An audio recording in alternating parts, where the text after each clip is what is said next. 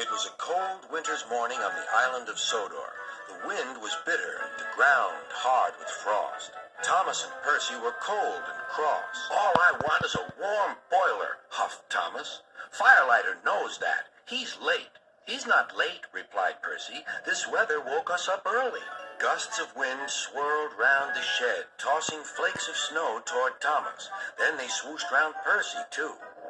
"Why don't we talk about something else?" shivered Percy. "Yes," replied Thomas, "like how silly we'll look when our funnels turn into icicles." "That's not funny. Maybe we'll stop feeling cold if we talk about warm things, like sunshine and steam and firelighters," muttered Thomas. "Scarves," continued Percy. "Scarves?" laughed Thomas. "That's what you need, Percy, a woolly scarf round your funnel." Thomas was only teasing, but Percy thought happily about scarves until the firelighter came. Sir Topham Hatt was enjoying hot porridge for breakfast. He was looking forward to taking important visitors on a tour of the railway and had pressed his special trousers. "I shall put them in my trunk," Sir Topham Hatt said to his wife, "and change into them just before the photographs are taken." Then he set off to catch his train. Percy was now working hard.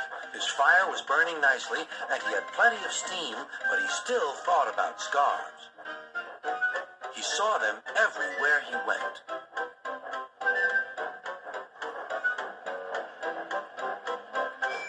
"My funnel's cold, my funnel's cold," he puffed. "I want a scarf, I want a scarf."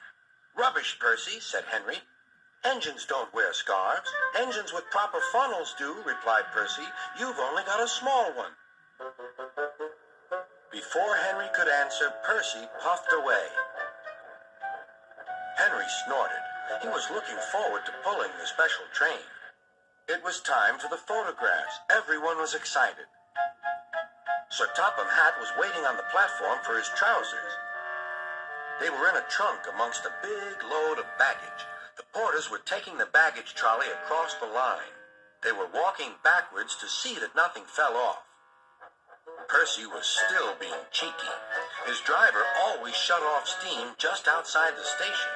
Percy wanted to surprise the coaches by coming in as quietly as he could. But the porters didn't hear him either. Percy gave them such a fright that boxes and bags burst everywhere. "Oh," groaned Percy.